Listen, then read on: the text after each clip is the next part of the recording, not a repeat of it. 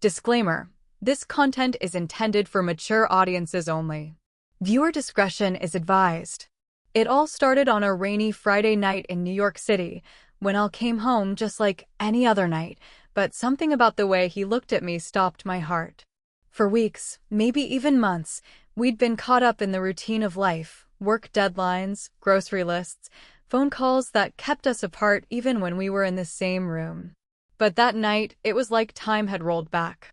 The look in his eyes took me right back to our first wild night together, when love felt new, electric, and unstoppable. He didn't say a word at first. Just smiled, that quiet, knowing smile he wore the first time he touched me like I was the only person in the world. I could feel my heart pounding, wondering what was on his mind and why tonight, of all nights, felt so different. Al, my husband of 5 years, wasn't always this spontaneous. He was the guy who planned everything: the bills, the vacations, even our Friday night dinners. But underneath that calm and thoughtful exterior, there was a man who once made my world spin out of control with just a kiss. And somehow, that man had returned tonight. Maybe it was the storm outside, maybe it was the candlelight flickering in the kitchen where he found me making tea, but something in the air shifted. And in that moment, I felt seen. Truly seen. Like the girl he fell in love with was still right there, waiting for him to find her again. As he stepped closer, my mind filled with questions. Was he remembering that first night too? The night when we laughed too loud, kissed too deeply, and lost track of time like the world belonged only to us? I wondered if he missed those wild moments the way I did. Or if maybe, just maybe, life's noise had drowned out the fire between us, and tonight, he was trying to light it again. There was warmth in his touch as he brushed a stray hair from my face, his fingers lingering for just a second longer than usual. It wasn't lust, though that spark was definitely there.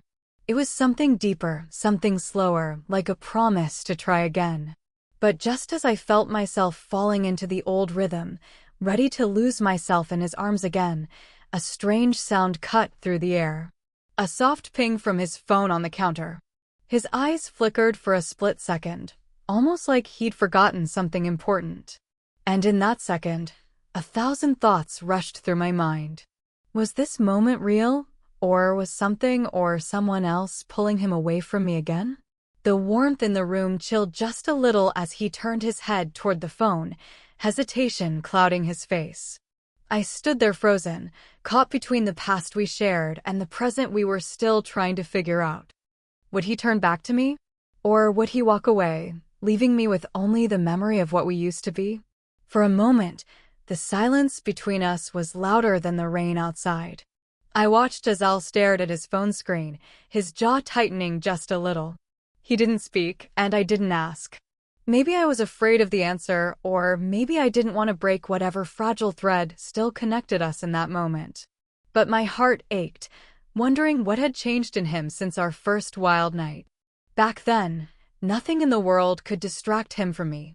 Now, a single message could pull him away, leaving me standing alone in the same room. I turned back to my tea, pretending not to notice the tension that had slipped in between us like an uninvited guest. My mind wandered to our early days, when we couldn't keep our hands, or hearts, off each other. We used to talk for hours about nothing and everything. He used to surprise me with little things: a late-night drive, a slow dance in the kitchen, laughter that echoed until sunrise. But lately, life had felt like a checklist we were both too tired to finish. Work, bills, family visits, meetings. Where had our spark gone? And why did tonight feel like it was trying so hard to bring it back, only to be interrupted again? Al finally put his phone down, but the damage was already done. I could see the conflict in his eyes, like he wanted to explain something, but didn't know how. Instead, he stepped closer again, his voice softer this time, almost unsure. "You look beautiful tonight." His words should have comforted me, but instead they left me more confused. Why no? What had changed in the space of one evening? Was he feeling guilty, or was he finally realizing how distant we had become? I smiled, but it didn't reach my eyes. "Thanks, Al. It's been a while since you said that." He looked away, guilt flickering across his face before he quickly masked it with another smile. That smile. The same one that had melted my heart years ago, but tonight it felt complicated. As if something else was hiding behind it. Just as I thought we might finally talk about everything that had been left unsaid, there was a knock at the door. Unexpected. Sharp. Loud enough to make both of us jump slightly. Eyal's face changed instantly, tense, guarded. My stomach dropped. Who could it be at this hour? And why did he suddenly look worried? I stared at him, searching for answers. But he only said one word, his voice low and careful. Stay here. And with that, he walked away, leaving me standing alone once again, surrounded by questions that felt heavier than the storm outside. I stood there for what felt like forever, listening to the sound of his footsteps fade toward the door. My heart was beating so fast I could barely hear the rain anymore. I wasn't sure if it was fear or just all the unanswered questions building up inside me. Was this just a late-night visitor, a neighbor maybe? Or was this connected to the sudden distance I'd been feeling from Al? I didn't know, and the not knowing was tearing me apart. I bit my lip and told myself not to jump to conclusions. But how could I not, when his face looked like he'd just seen a ghost? I moved quietly toward the hallway, my bare feet silent on the hardwood floor. I knew I shouldn't eavesdrop, but something told me this wasn't just a friendly visit. I could barely make out their voices. Eyal's was low, calm but firm. The other voice, a man's, was sharper, almost urgent. I caught fragments of words. You promised, not tonight, and she doesn't know. My chest tightened. She doesn't know. Who is she? Me? What didn't I know? My mind raced through possibilities, each worse than the last. Meanwhile, somewhere deep inside me, I still hoped this was all a misunderstanding. Al loved me. I knew that. Didn't I? Or had we been so caught up in our daily lives that we'd lost sight of each other? Maybe he'd been carrying some secret burden to protect me. Or maybe I was just making excuses for a man who had changed when I wasn't looking. Either way, the man standing at that door wasn't the same one who once held me like I was his whole world. And tonight, that difference felt too big to ignore. The voices stopped, and I quickly tiptoed back to the kitchen before they could catch me listening. A second later, I heard the door close softly. Al walked back in, his face carefully blank, like nothing had happened. But something had. I could feel it in the air between us. He sat down across from me, picking up his mug of now cold coffee. His silence screamed louder than any words. I wanted to ask, but the words got stuck in my throat. Instead, I forced a smile, hoping maybe he'd open up on his own. But he didn't. He just stared at his cup like it held all the answers he couldn't say out loud. After a moment, I broke the silence. Everything okay? My voice was too casual, too light for how heavy I felt. He nodded, but it wasn't convincing. Yeah, just work stuff. Work stuff. The classic excuse. Only this didn't feel like work. It felt personal. And it felt dangerous. I wondered what part of our lives he was keeping hidden from me. Was this the reason he had suddenly become distant? Or was this the reason he tried so hard tonight to recreate our first wild night, to distract me before the truth came crashing down? Before I could ask another question, his phone lit up again. A name flashed across the screen, one I didn't recognize. My heart sank deeper. Al quickly silenced it and gave me a smile that didn't quite reach his eyes. Let's not talk about it tonight, he said softly. Let's just BS. But who are we now? The rain outside grew heavier, drumming against the window like a ticking clock counting down to something I couldn't yet see. I watched Al carefully, my heart refusing to slow down. His smile faded almost as quickly as it had appeared, and for a brief second, I saw something in his eyes, fear, guilt, maybe both. He set his phone face down on the table, as if that would erase what I'd just seen. But I couldn't forget the name on the screen. It wasn't a coworker. It wasn't family. It was someone I had never heard him mention in all our years together. I wanted to trust him, to believe in the man who once held me close on our first wild night, whispering promises of forever. But right now, that man felt so far away. I searched his face for the truth, but all I found was a carefully built wall between us. He reached across the table, taking my hand in his. His touch was warm, but his grip felt hesitant, like he was scared I might pull away. "Let's go upstairs," he said softly, his voice gentle but strained. "Let's just be together tonight. Like before." Part of me wanted to believe that was enough, that whatever was outside our bedroom door could wait until morning. But another part of me knew that no amount of romance could cover up the cracks in our story. Still, I nodded, because sometimes love is trusting someone even when you're scared.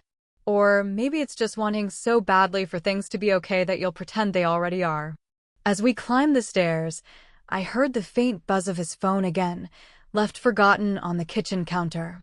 Whoever it was, they weren't done trying to reach him. I paused halfway up, feeling torn between going back to check the message and following him into the life we'd built together. Al turned and looked at me, his smile softer this time, almost pleading. "Come on," he whispered, "let's make tonight ours." But the questions in my heart refused to quiet down. Who was calling him in the middle of the night? Why was there a strange man at our door, speaking in urgent whispers? And most of all, was this night just a memory of what we once were, or the beginning of something I wasn't ready to face? As we reached the bedroom door, he stopped, his hand on the knob, his body tense. And in that moment, I realized something else was about to happen, something that would change everything. The moment Al's hand rested on the bedroom doorknob, something changed. I saw it in his shoulders first, how they tensed like he was bracing for something on the other side. The air between us thickened, my heart hammering against my chest. I reached out, gently touching his arm, trying to steady both of us. "Al, what's going on?" I whispered, my voice breaking the silence between us. He turned toward me, his eyes filled with something I couldn't quite name, fear, guilt, or maybe love twisted with secrets. He hesitated, then opened the door slowly. The room was dark except for the faint glow of our bedside lamp. But the surprise wasn't what I expected. Sitting there on our bed was a small, sealed envelope with my name written in Al's handwriting. My stomach flipped. Why would he leave a letter for me when he was standing right here?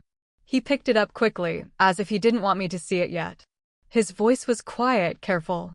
"I was going to tell you tomorrow, but things changed." Before I could ask what he meant, we both heard it. A loud crash from downstairs, like something or someone had forced their way in. Al froze, his face draining of color. He grabbed my hand, pulling me behind him protectively. "Stay here," he said again, but this time his voice carried a mix of fear and urgency. But I couldn't stay behind. Not anymore. I followed him down the stairs, our feet moving fast against the hardwood floor. When we reached the kitchen, the front door was wide open, swinging in the wind.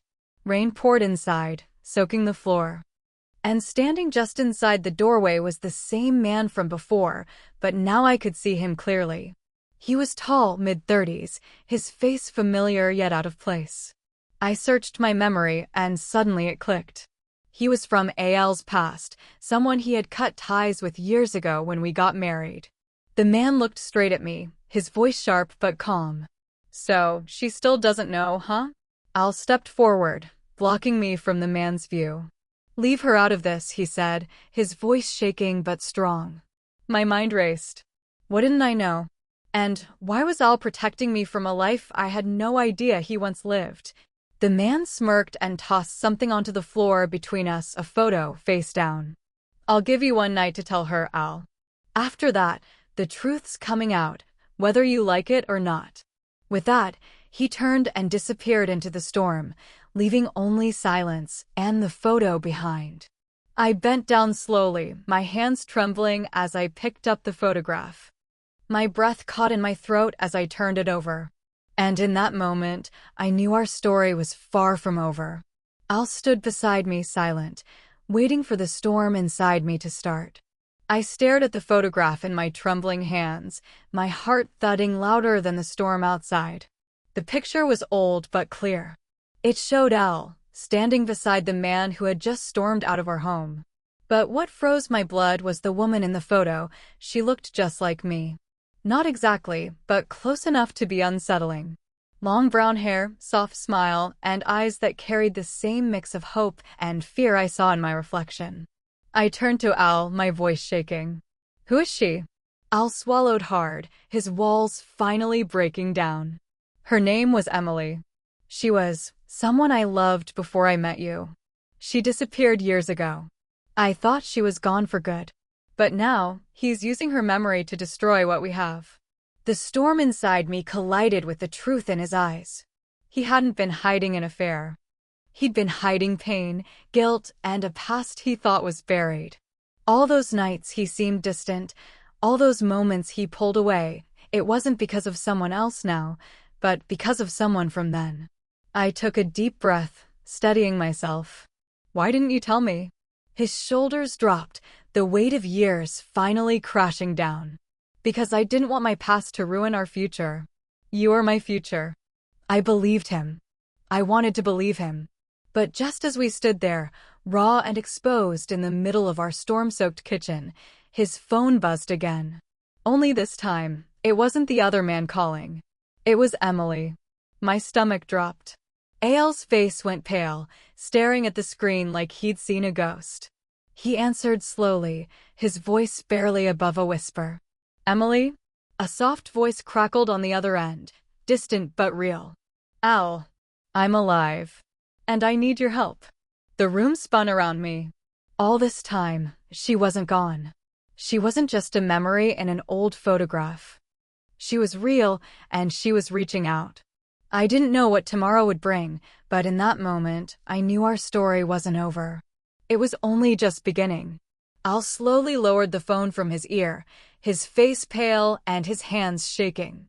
I could tell by the way he looked at me that everything we thought we knew had just changed again. Emily was alive. Not a ghost from his past, but a living, breathing person calling for help. And now, no matter what I felt, there was no way we could just close the door and forget it ever happened. For a long moment, neither of us spoke.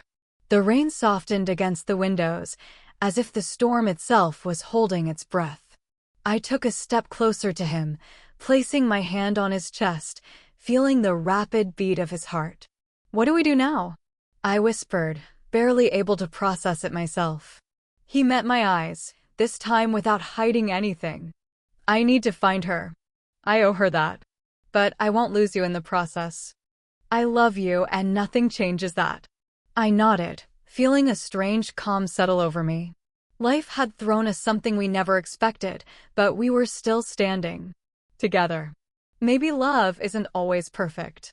Sometimes it's messy, complicated, and full of shadows from the past. But in the end, it's the choice to stay, to fight, and to rebuild what matters most. Over the next few days, Al and I talked more than we had in months.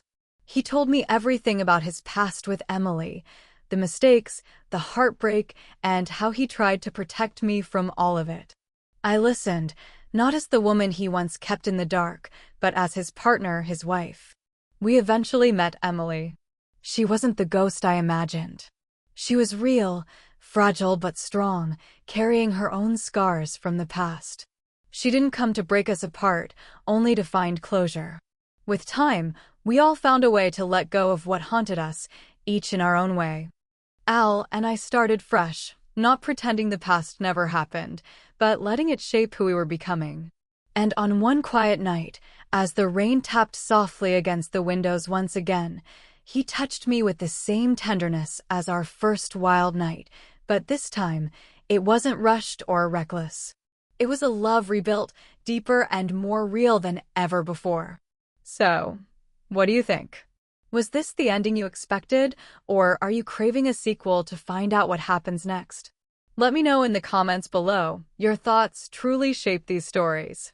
Don't forget to like, comment, and subscribe if you enjoyed this journey.